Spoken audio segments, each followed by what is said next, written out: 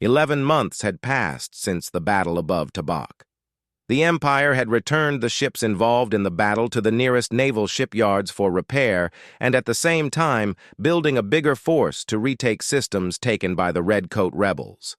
In the same 11 months, the Redcoats have found themselves meeting humans from several countries such as the Russian Tsardom, Federation of South America, and Coalition of Southeast Asia and Australia unofficially, and has acquired from them their older weapons.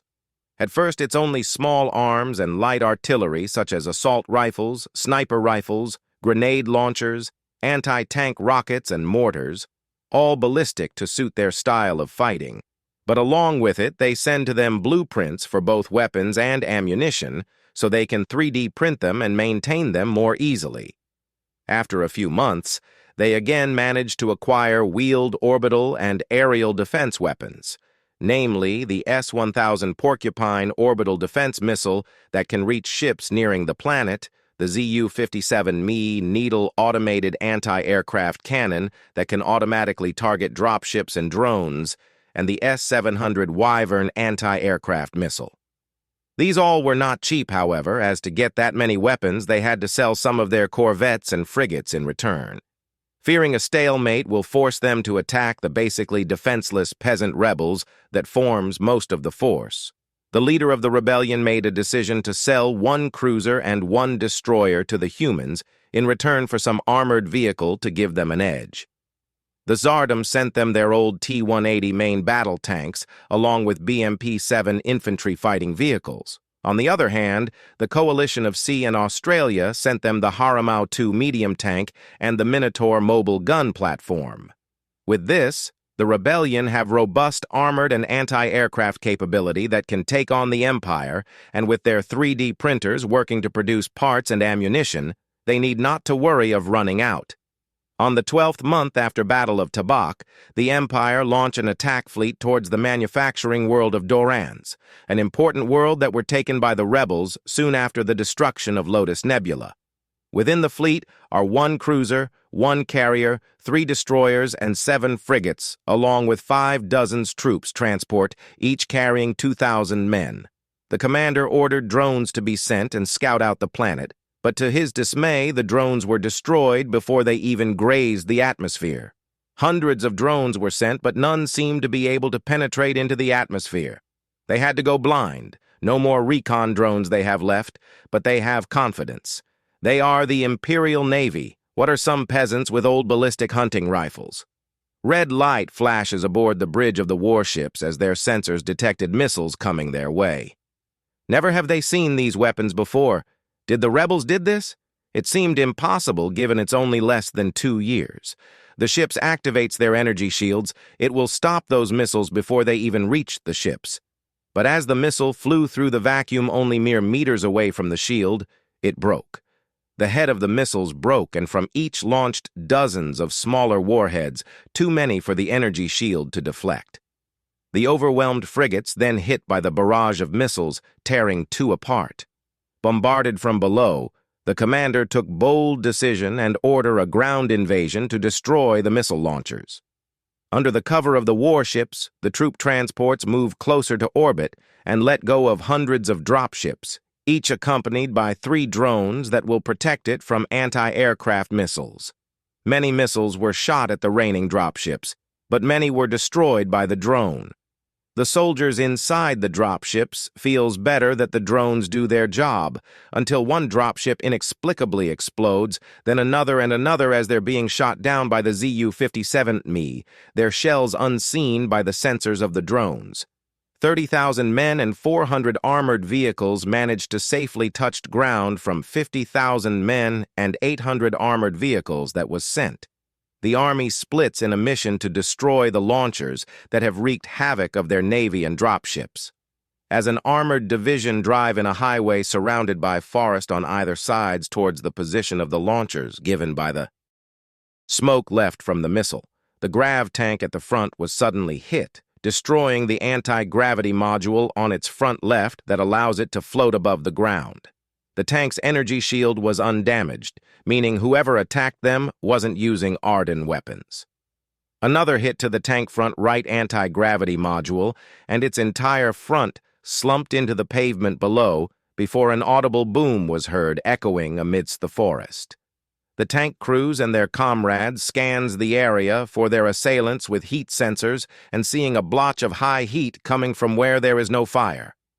The slumped grav tank suddenly burst into flame and explode, sending its turret high into the air. The explosion masking the booming sound coming from the forest sandwiching the highway, a forest of tall coniferous tree of off-white barks and dull green feather-like leaves. The grav tank behind the destroyed one in the front shot out its smoke grenade, covering the retreating division from visual and thermal imaging. Unbeknownst to them, however, high above them, an agricultural drone often used to mark bordering lands and spraying pesticides has laced their position for the coming guided shells. The armored division is in panic.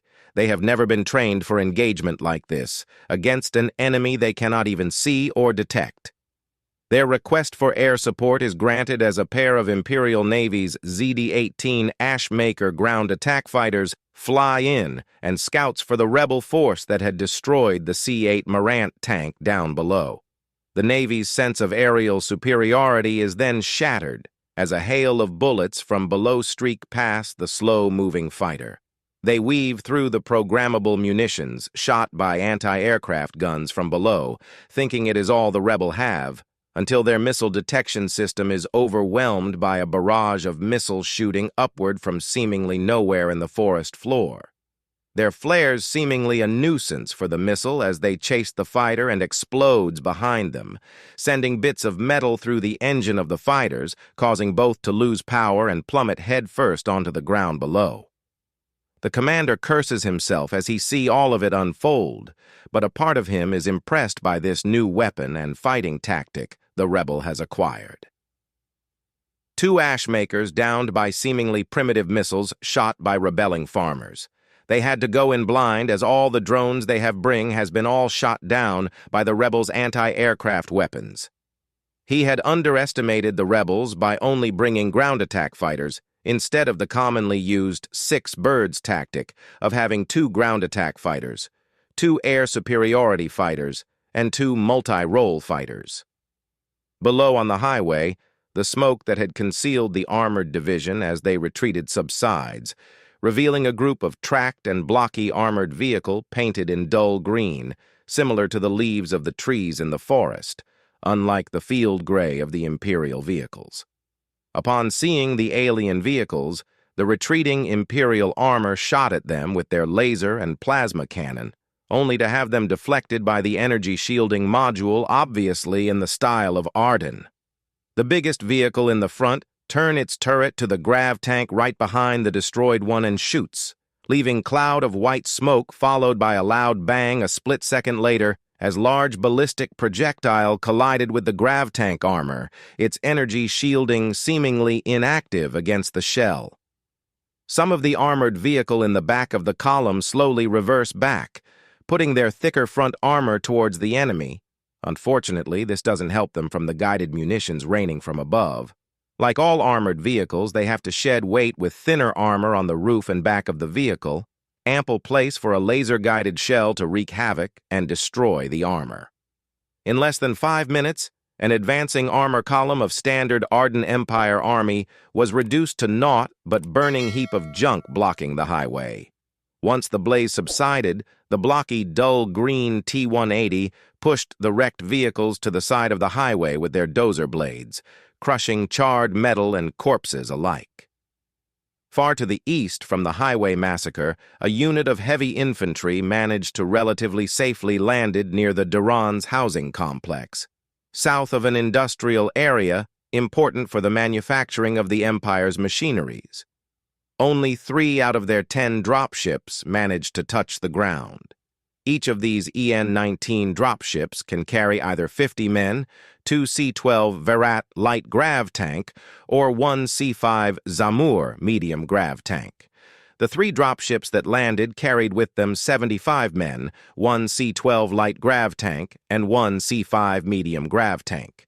In theory, this composition should be enough to take on a unit of equal power or hundreds of poorly armed rebels.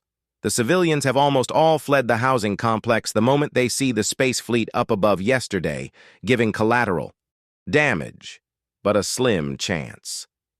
With coordination, the army starts clearing out the complex. The tanks sweep the main roads while the infantry sweep through the houses and interiors. They found naught but empty houses and silence, only accompanied by the sound of the tank's anti-gravity module keeping the metal beast afloat above ground. A sudden pair of explosions put the men back into action. 2 unguided anti-tank missiles just hit the light tank in front. Its energy shield managed to stop some of the blast, but they still did damage, killing one of the 3 crew members of the light tank.